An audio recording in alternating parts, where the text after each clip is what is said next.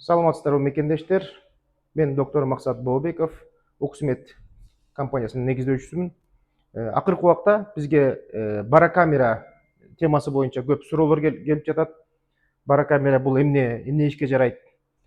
Кандай аппарат деген суроолор. Ошол боюнча силерге кыскача бир тааныштырып кетейин. Бунун таасири эмнеде? Бизге барокамера дарылоосунда 3 фактор өтө маанилүү. Бул биринчиси бул басым. Атмосфералык басым боюнча бул аппарат 4 атмосфердик басымга чейин жогорулатсак болот. Анткени ар бир учурда ар кандай басым колдонуу керек болуп калышы мүмкүн. Бул медицина болгондуктан бул дозасы бар ар бир нерсенин. Ошондуктан кээ бир оор абалдарда дагы жогору басым беришке туура келет. Ошондой эле экинчи фактор бул кычкылтектин пайызы. Сөзсүз алган кычкылтегибиз 100% болушу керек. Анткени биз эгер бул басым фактору менен кычкылтектин пайызын факторун эгер бейтаптарга бере албасак, анда бул барокамеранын мааниси жок болот. Үчүнчү фактор болсо бул сеанс алгандан кийин туура сеанс берсек, ошондон кийин экинчи сеанска чейин дене бүт регенерация болот. 21 сеанстан кийин эле денедеги 24.000 генден 8.000ден ашык ген бизде ойгонот, кайрадан жаңылануу башталат дененин бүткүл клеткаларында. Бизге керектүү, бизге пайдалуу болгон керектүү клеткалар ойгонуп, жаңы ошого жараша протеиндерди чыгара баштайт. Денеде клетка биздин организмдин фундаментальный биздеги негиздөөчүсү бул клетка. Бүт нерсе клетка базында болот, клетканын деңгээлинде болот. Денеге бүт оорулар жана бүт проблемалар ошол клетка деңгээлинде кычкылтектин жетпегенине байланыштуу келип чыгат. Бул сезгенүү маселелери дагы абдан маанилүү. Бүт оорулардын башында сезгенүү келет. Бул сезгенүү бул инфекцияга байланыштуу болушу мүмкүн, ар кандайдыр автоиммунный болушу мүмкүн, иммунитетке байланыштуу болушу мүмкүн, жана башка факторлорго байланыштуу болушу мүмкүн. Бирок фундаменталдуу процесс бул сезгенүү.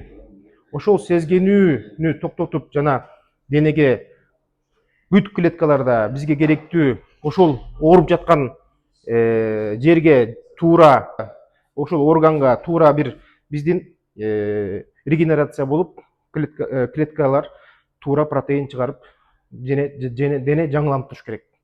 Дененин жаңыланбаган сайын, биздин денебизге туура кычкылтек бүт жерге тарабаган сайын, ошондой көп өнөкөттүү оорулар пайда болот. Дагы суроолоруңар болсо сурай бергиле, мен кыскача баарыңарга жооп берүүгө аракет кылам. Чоң рахмат. Суроо пайда болду. Жөнөкөй абада дем алган менен именно атмосфердик давление менен дем алгандын өзгөчөлүгү. Жөнөкөй абада баарыбыз билгендей 21% кычкылтек бар. Жана биздин азыркы атмосферный басымыбыз 1 атмосфера болуп эсептелет. Ошондо биз өпкөдөн дем алганда 21%дык басымды, кычкылтекти 1 атмосфералык басымда бунун тараганы физиологиялык даражада тарайт. Бул тараш керек. А бирок кээ бир ооруган кишилерде, травма болгон кишилерде жана ошол функция кан тамыр бузулган кишилерде, диабетик болуп ооругандарда ошол клетканын тараган функциясы бузулуп калат. Тараган функциясы бузулуп калгандыктан кычкылтекти бир гана баарыбыз билебиз, гемоглобин, кызыл кан алып барат. А кызыл кан ошол кан тамырлар менен тарайт. А дене билесиңер, көп биз суудан турабыз. Дененин 90%на чейин биз суудан турабыз. Ал бир эле кан эмес, ал суулар. Клеткалардын арасындагы суу бар, клетканын тышындагы суулар бар, вена бар, лимфа бар, деген сыяктуу көп суу турат.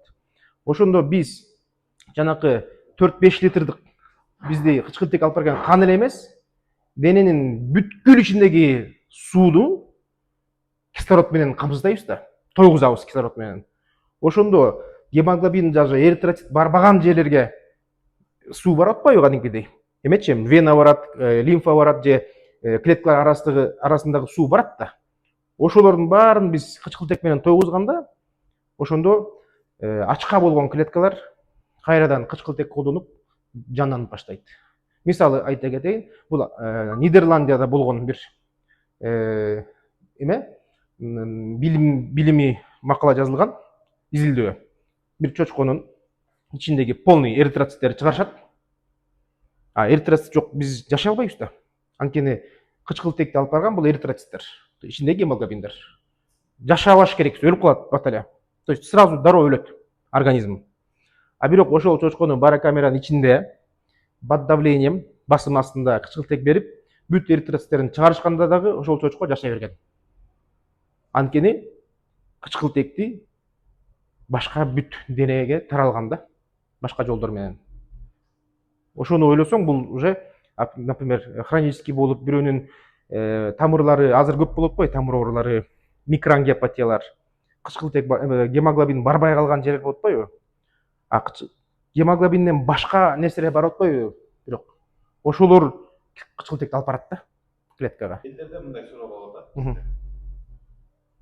Барокамера менен дем алган менен тоого барып чыгып эле таза абадан дем алып коем, жогорку деңгээлде тоодон чукка дем алган коем, мен натуральный кылам деген суроо. Жок. Экинчиден, бул басым менен кычкылтектин пайызы өтө маанилүү. Биз жогорулаган сайын, деңиз деңгээлинен жогорулаган сайын, тоо чокусуна чыккан сайын кычкылтек азаят тескерисинче. Биз болсо деңиз деңгээлинен 20 метр астында, 30 метр астында басым менен биз кычкылтек берип атпайбызбы? Ошол денеге басым болот да. Биз мындай обычный эмес средада бир болсок, азыр биз бир көтөрүлгөн сайын бул азаят басым. Деңиз деңгээлинен түшкөн сайын көбөйөт. Биз чокуга чыккан сайын, бийиктикке чыккан сайын кычкылтек азаят. Ошондуктан биз жанакы альпинисттер кислород жок, өлүп калып атышпайбы, мындай кыйналып калып атышпайбы? Ошондой да. Аквалангисттер терисине ылый түшкөндө басым болот да, кислород. Денеге көп азот пузырь эмелер, пузырь деп коет, азот пузырьдары пайда болуп кетет. Ошо азот пузырьларын бул менен дарылайбыз. Ошондой да, бул бир атмосфера давление да биз денебиз көнгөн. Бир атмосфера давлениядан өйдө же ылдый болсок, бизге уже терс таасирин көргөзөт.